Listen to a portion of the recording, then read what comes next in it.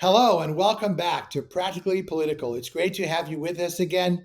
I'm Dave Spencer. And I'm Carrie Sheffield. We are excited for a special guest today. His name is Bill Walton. He's the host of the Bill Walton Show.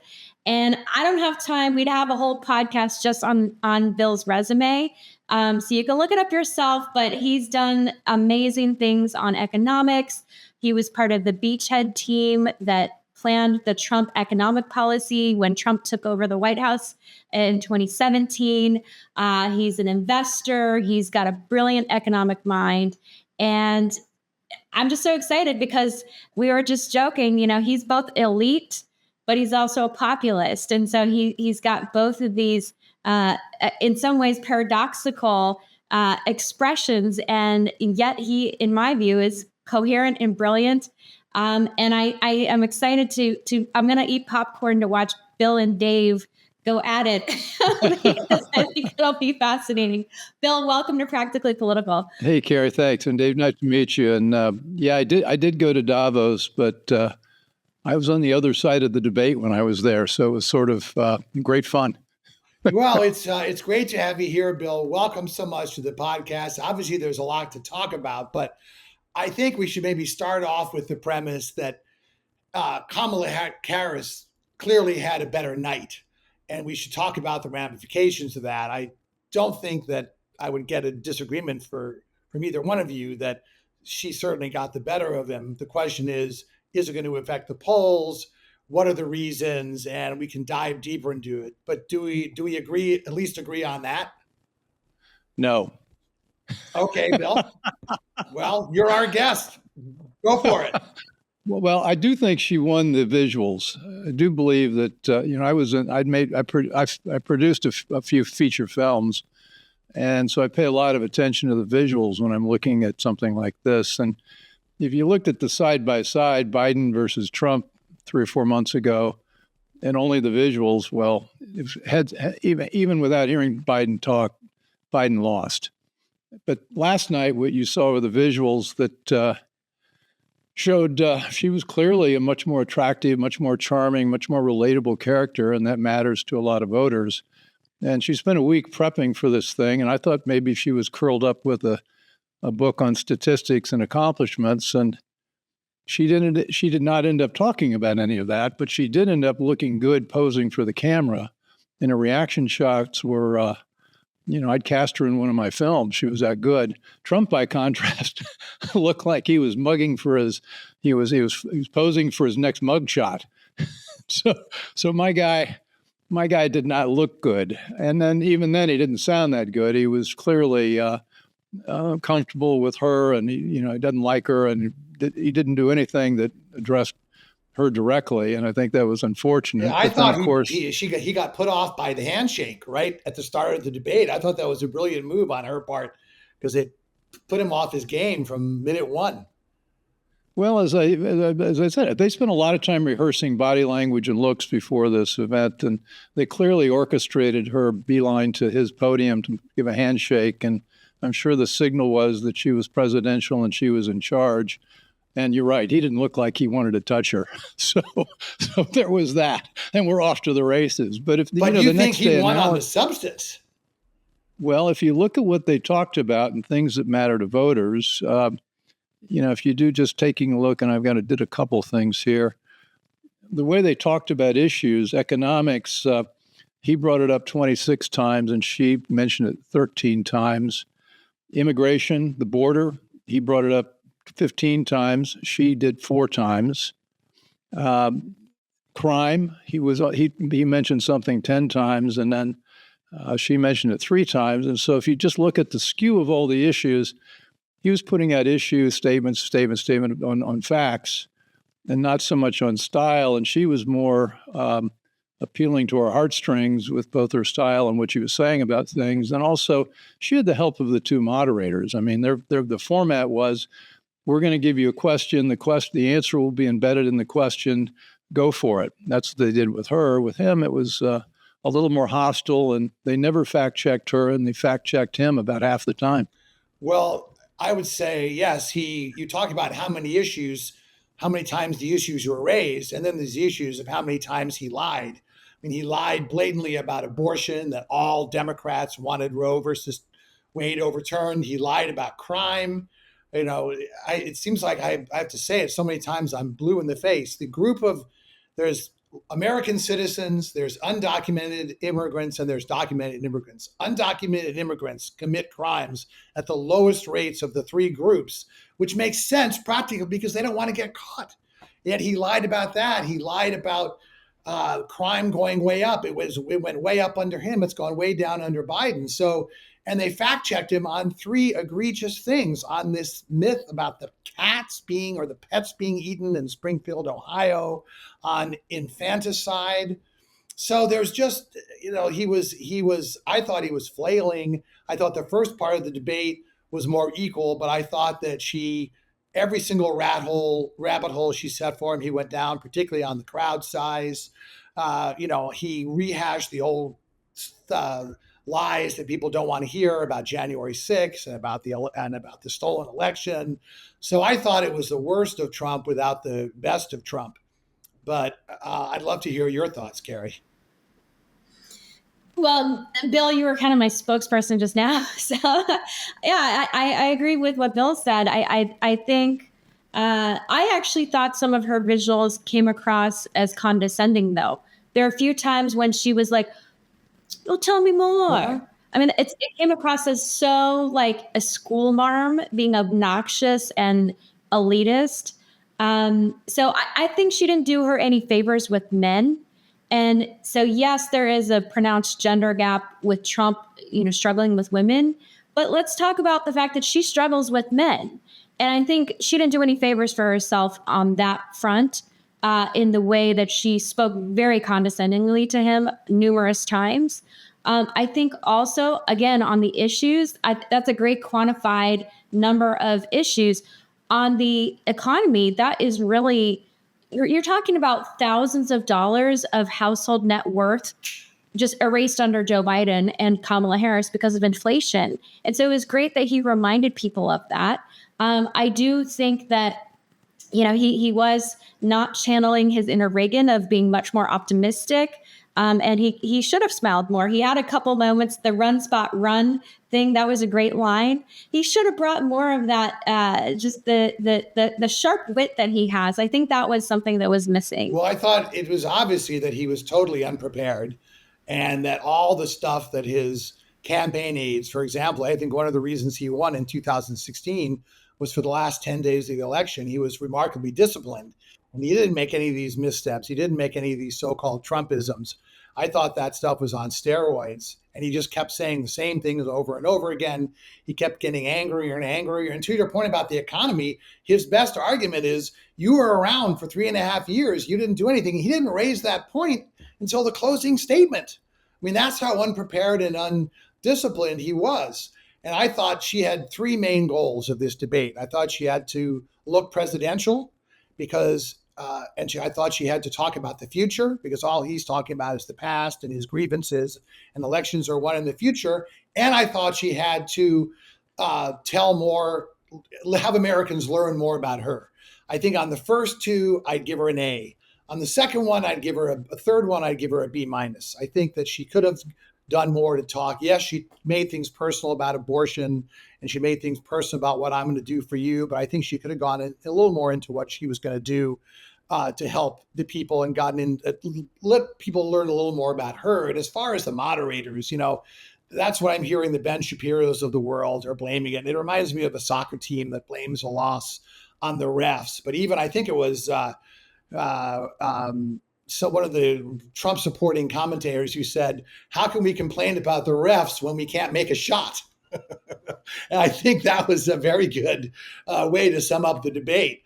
I just think that his lack of preparation, his lack of seriousness came through. And well, I think there are some valid points, but if you watch the debate with the screens with the sound off, which is what I like to do a lot of the times, you saw her as confident, poised. You saw him as bitter, and frankly, old, hunched over. He never looked at her. He never looked at the moderators. And so, yeah, I'd say it's a total win for her. The big question is, how much is it going to move the needle? Well, I'm not sure it was a total win for her because, debates are not the end all and be all in determining who ought to be a chief executive. And one of my favorite books, when I was CEO of a New York Stock Exchange company for 14 years, and one of my favorite books was Peter Drucker's Effective Executive. And he'll say, I went to Claremont, so I'm big. Okay. Well, there you know, he was a god. And he'll say, good leaders come in all sorts of packages: tall, short, fat, alcoholic, teetotalers, whatever. But you measure leaders by results. And so if you want to measure somebody by results, we had Trump, who spent 4 years in the office, and we did not get in any wars. Israel and the Middle East was quiet. Inflation was quiet. The number of jobs rose dramatically. Household incomes rose dramatically. Interest rates stayed level, and homes were affordable. And you just can't really read a paper nowadays without seeing people complaining about all of those things. And Biden Harris has gotten us into wars in at least 3 theaters, and none of them are going well. And so I don't see it. And then Kamala's been in the job. She claimed she was in the office when Trump ordered the withdrawal from Afghanistan, or when Biden ordered the withdrawal from Afghanistan. And that was the beginning of the end as far as Americans' credibility on the foreign stage. And so you've got to go with results. As I said at the outset, I don't think his optics were that good. I don't think he was prepared in a way that for TV, but I think he's prepared for the job. Well, I think a lot of times people, and I think there's these rose-colored glasses that people have, and Carrie's heard me say this many times about the Trump administration, because there was more job growth during the last 3 years of the Obama administration than there was during the first 3 years of the Trump administration. Even if you take out COVID, which Trump handled horrifically, both the growth and job rate were better under Biden than when they were under Trump. In fact, Trump was the first president since Herbert Hoover to have a net loss in jobs. So we can go back and forth with the economic stats. But as far as foreign policy goes, I would question if few Americans were mollified by hearing Trump. He wouldn't commit to saying that he wants Ukraine to win the war. He quotes Viktor Orban. Ukraine has zero chance of winning this war. That wasn't the question. That wasn't the question, Bill. The question was, then why would you commit to win it if he has zero chance? You don't say that. Which most Americans would say yes, because if Putin wins there, what's the next stop? Poland? He wouldn't commit to that. As I said, he quoted Viktor Orban, so I don't think he gave very much reassurance on foreign policy last night. But again, we can have a debate about the past, but I think more Americans are looking to the future. Well, but I'm not hiring George Will to be my president. I'm hiring somebody who can get the job done. And arguably, Donald Trump is not articulate about these things in the way many of the elite might like, but yet he does communicate with people. He connects with people. And when he says he doesn't want to commit to winning in Ukraine, I don't care what his surrounding language is, he knows it can't be done. I mean, Ukraine is virtually done. Zelensky, I think, has a month left. I would add to that, too, where was I never heard a single Democrat going back in time when Putin invaded Crimea. When did that become the standard that you are kowtowing to dictators, Barack Obama, if you didn't want Crimea to not be surrendered? So it's such a double standard. And then there's also the fact that Putin invaded Georgia under George W. Bush. And so something is not like the others out of the past 4 presidencies of the 21st century. Donald Trump is the only presidency where there was not an invasion by Putin. And when Trump is bringing some realism here to say 3 out of the 4 of my, cohorts here, there has been some, I'm not excusing Putin at all. I think it's heinous. And Trump made a very accurate point, which was that the reason part of why Putin was emboldened and went in and snatched Ukraine is because of he saw what happened in Afghanistan. Trump was absolutely right about that. He knew there would be no ramifications. He knew he could go in and do it. He knew because America didn't care. He knew because Joe Biden was weak. Well, again, I've said this till I'm blue in the face. The reason Putin didn't invade Ukraine or do anything when Trump was president, because he didn't have to, because Trump was taking his side over his own intelligence agency. He was attacking NATO. He was talking about disbanding NATO. He was going after our alliances. That's why all of our allies hate him. This was a man who came across last night as unhinged, as unprepared for the job, as someone who was not in command of the facts, who kept going down these crazy rabbit holes. So, this election, I think it's going to be won by there's 31% of the voters who want to know more about Harris. There's only, last survey I saw, 11% who want to know more about Trump. I can't believe there's only even 1%. I can't believe that anybody, we could probably agree, how many people are undecided on Donald Trump, right? People either love him or they hate him.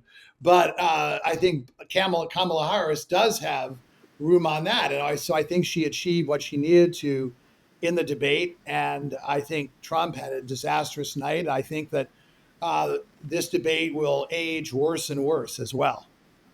But go ahead. Well, I'm not so sure. I heard one of my Republican operative friends saying that Kamala gave us all sorts of sound bites for future ads. I think, your word you use is rose-colored glasses. One of my favorite concepts is confirmation bias. And what I see here is people have a point of view about Trump, and however he was going to behave would confirm their bias. And if they hated him, they're going to find things they hate. And if they like Kamala, they're going to find things that confirm how great a job she did. I think there's a lot of that going on here. I mean, you clearly hate Trump. I clearly don't. No, I grew up in New York City. I don't hate him. I just think he's a terrible, terrible president. And but look what he did with the country in 4 years. You keep saying that wasn't a good period. Ask. This is where I became a popular. Look at the average man or woman on the street and how they're feeling, and they're not feeling that great. I mean, the number of people who say they're feeling happy in the United States used to rank in the top 4 or 5 countries in the world. Now we've fallen to 27th. And so if you look at the happiness ratio, which is an amorphous thing, who knows what that means, still it's an indication that there are people who feel in America that a lot of things are going wrong. And Biden was president, Kamala was vice president. Where was she? Well, hey guys, we gotta move on because we've been talking about. No, it is a very. I want a laser. I have too many guests on I agree with. I've got to change my format. I want a laser here though, because there was a topic that we need Bill to talk about, and it was brought up during the debate, and that is Project 2025. Oh, good. Kamala Harris tried to bring it up. She tried to pin it to Trump. Trump said, "I don't know what these people are." Even though his staffers wrote it. So, no, Bill, since you have been involved, not remotely true. Share with us share us your involvement with Project 2025 and your read on it now, because it seems like Trump wants it to die. Kamala wants to revive it. Tell us, Bill, what is the true story of Project 2025? The truth is a lot more complicated and interesting, I think. I was involved in 2016 in the Trump transition, and we passed a law, I don't know when it passed, 25, 30 years ago. The presidents needed to be better prepared when they started the job. And so they funded something called transition, and they set up some offices, and people would go in and develop plans for each of the agencies. And I got involved in July of 2016 before the election, and it was pretty funny because the Hillary people and the Trump people were in the same office building, and we rode up the elevator back and forth, and they'd look at us like we were the biggest losers on the planet, and why were we even bothering? Well, guess what? I recruited about 100 people to work. I was responsible for all the financial agencies, Commerce, Treasury, U.S. Trade Rep, all so on and so forth, and I got a lot of smart people to write plans for each of those agencies. And then after Trump won, well, the body language in the elevator was certainly different, but it got to be real. But that's when I began to realize Donald Trump did not like plans being written for him.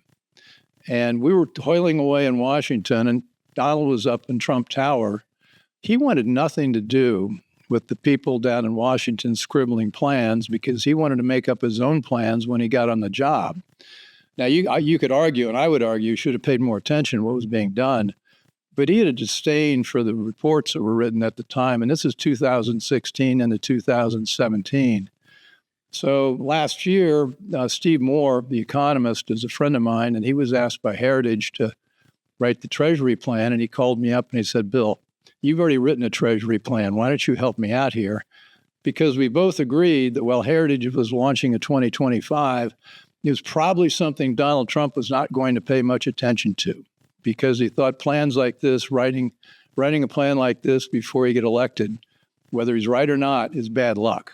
And so Heritage proceeded with its Project 2025. We ended up with a big, thick book, 975 pages.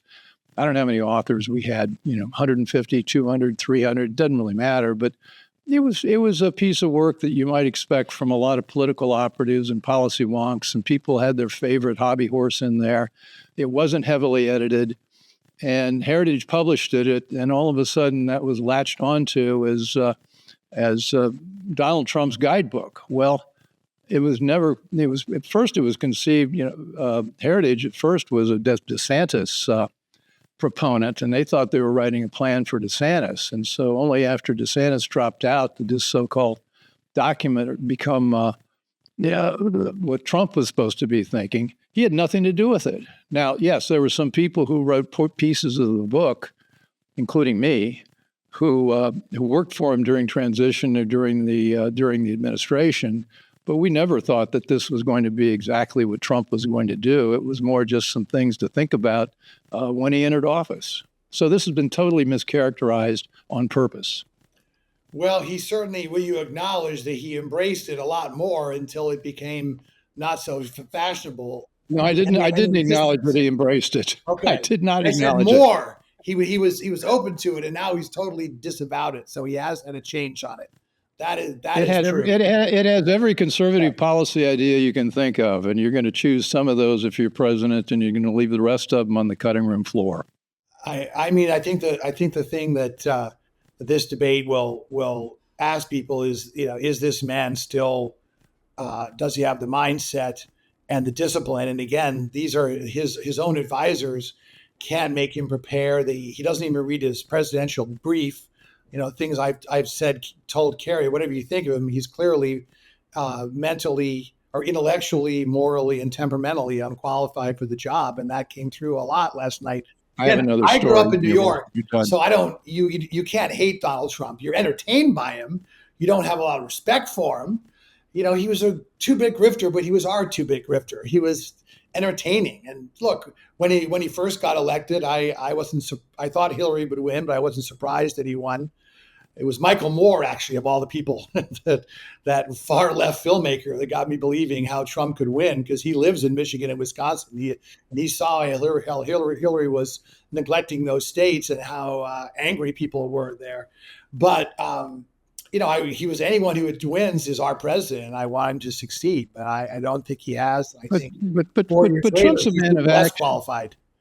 Trump's a man of action, and he's being judged by policy wonks and intellectuals and people who sit and, sip tea on Park Avenue, and that's not who he is. He's a man of action. Let me ask you a question. Do you honestly think these tariffs are a good idea? I mean, as a conservative, no, I think strategically. I'm a friend with Bob Lighthizer. Okay. He's been on my show, and I know how they're using the tariffs to get Trump's attention, and Trump is not the best spokesman for his own policies. It was far more nuanced and interesting than the way he describes it. And I don't think when I run for president, I'm not going to ask Donald to be my spokesman. Can we stipulate that? Listen to what you're saying. He does connect with people. They know what he's saying. You're saying, let's use bad policy to get his attention. If someone's the president of the United States, they should be so attentive. Tariffs on China in part are a good policy.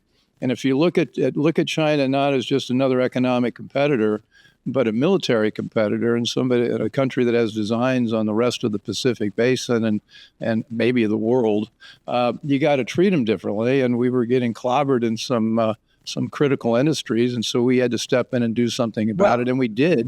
And it says something about their effectiveness that Biden kept all those in place. Well, he didn't keep all of them. He kept a lot of them. But you have to remember that this is someone in Trump, someone who ran cover for Xi during COVID. He called the Uyghur concentration camps in China a great idea.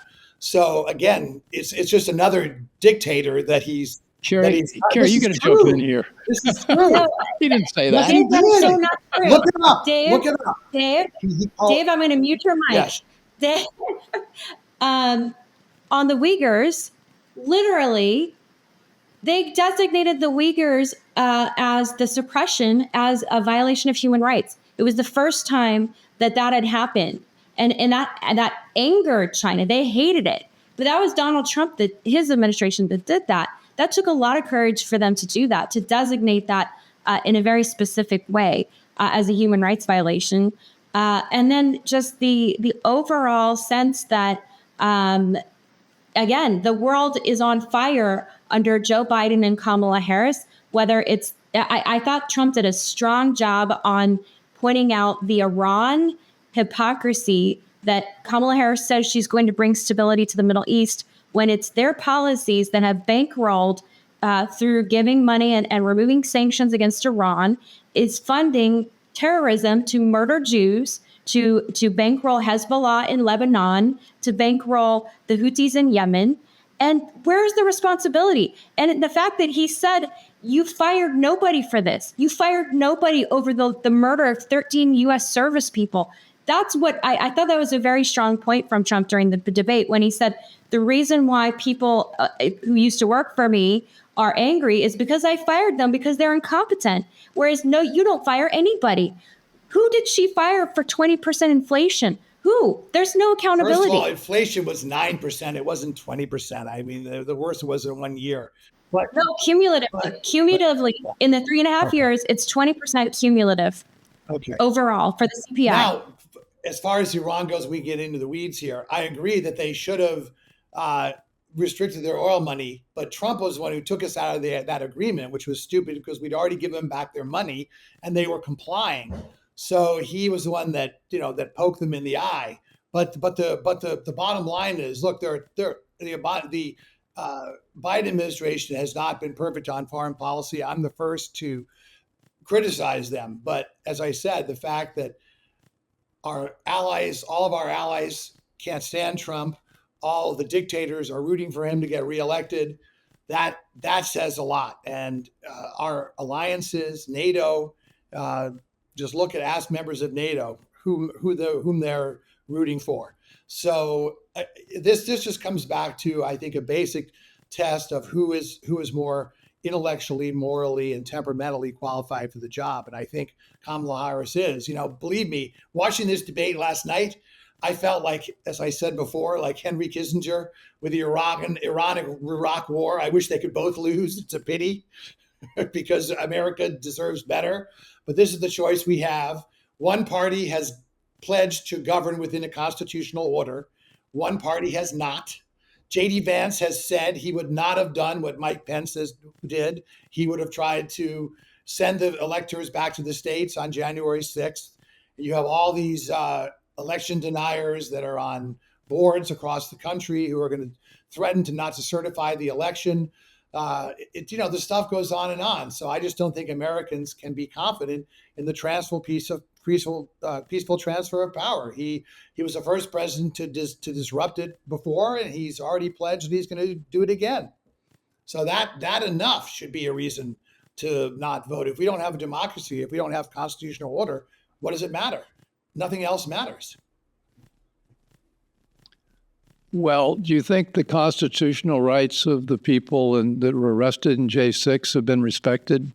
I think that some of them have. Have you looked at the sentencing? Have you looked at the egregious ways they've gone outside the law? I doubt you looked at it carefully because it is punitive. But I feel like we're living in a Marxist state when I look at the way those people were treated. The ones who are serving are still being treated. Okay, the ones who are serving prison sentences, the ones that Trump has called hostages, Okay. They are ones who assaulted police officers. Are there a few of them that were on the Capitol that may have been unjustly tried and imprisoned? Yes. But most of the ones that are serving serious prison sentences, like the head of the Proud Boys, those type of people, they were bashing the heads of police officers in. Okay. And Trump is calling them hostages. Do you think he should pardon them when he gets into office, Bill? That's what he said he's going to do. Do you think he should do that? But I think we have different sources of information about who these people are. But should he and pardon them? what actually happened on J6, then you seem to think that Liz Cheney got it all right. No, I'm not I saying don't. that. Yes, you are. No, That's saying exactly what she's saying. That the ones that there's about 140, And they endorsed, they've endorsed Kamala. So I mean, this is politics. This is power politics, raw power politics. And Trump has a popularity that makes the elites in this country nervous as hell. And so they're trying to characterize all this as extra legal, anti-constitutional. What about Donald Trump's constitutional rights? Have they been? What about this lawfare? Could you answer the question? Do you think he should pardon the January 6th hostages, as he calls them?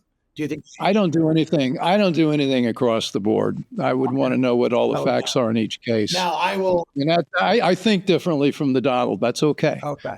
So, that.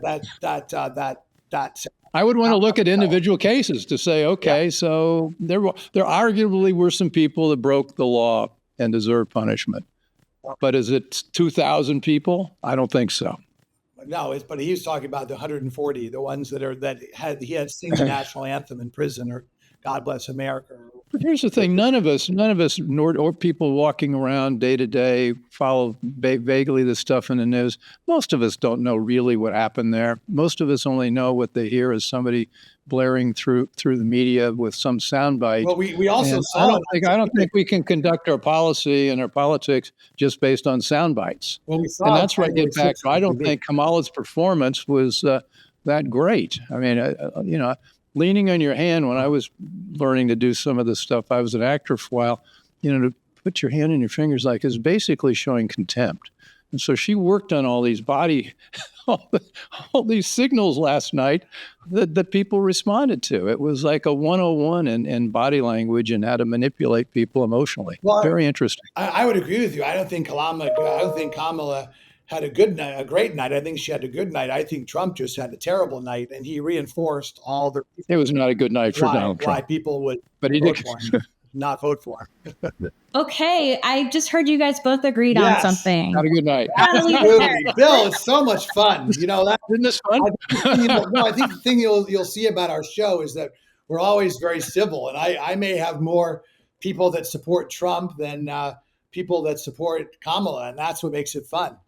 So, well, this is great. I've got to do more of this. Yeah, thank you so much. Please, well, we hope let's do Home and Away. Will you come back on the show again? Love to have you. It's so much fun. Yeah. Excellent. All right, folks. Guys, well, I wish we had more time. Job. Such a great debate as always, and we'll have to leave it there. But thanks so much for joining us, Bill. It's been great to have you. By the way, I believe it's safe to say you are no relation to the late and great basketball great, Bill Walton. No, but I had a better jump shot. There you go. All right. On that note, thanks for joining us. Once again, I'm Dave Spencer. And I'm Carrie Sheffield. Thanks for coming along for the ride. We will catch you on the next episode of Practically Political.